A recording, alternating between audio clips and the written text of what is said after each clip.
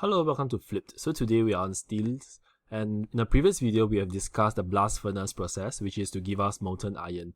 And from molten iron we can make different grades of steel. Okay, hope you remember from that.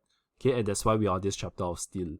So really now you are mixing iron with carbon and other metals. Okay, this process is called alloying. Okay, this is a process because we know that steel is a alloy along with brass, etc. Okay. And different composition of carbon and other metals, okay, will give you different properties of iron. Makes sense, right? It's like customizing your iron.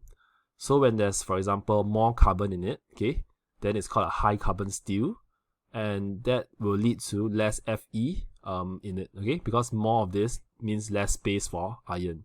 Okay, so high carbon steel is good because it's strong, but at the same time it's brittle, so there's a compromise here. Whereas for low carbon steel, which is made with less carbon and more iron, okay, it's softer compared to high carbon steel, but it's more malleable, means it can be more easily shaped, okay, into different shapes that you want. Okay, so this is a compromise you must make, okay, between high carbon or low carbon, based on what properties you want your iron to have.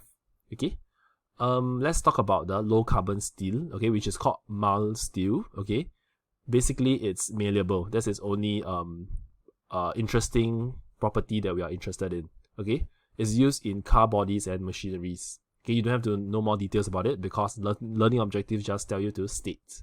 Okay, basically you can see that this is a car body, this is a machinery. Okay, you can see that you can form different specific shapes. Okay, to form a car, you can require a lot of different shapes, right? To be very exact. Same with a machinery. So if you use a high carbon steel, you might not be able to achieve this because you need to bend the shape in certain way. Okay, and this can only be done with a low carbon steel, which is malleable.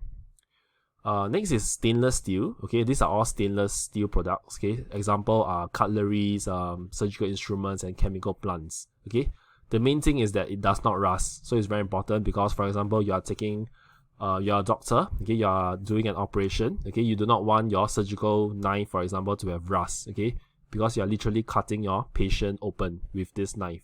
Okay, so you do not want rust to be present on your knife when you operate on your patient, okay, for example. So it's very important to have a non-rusting property. Okay, and so you can see that different compositions, okay, of steel give you different properties. Okay, that's why it's very important to know the difference and know how you can customize your steel, okay, by alloying, this process of alloying. And that is all for steel.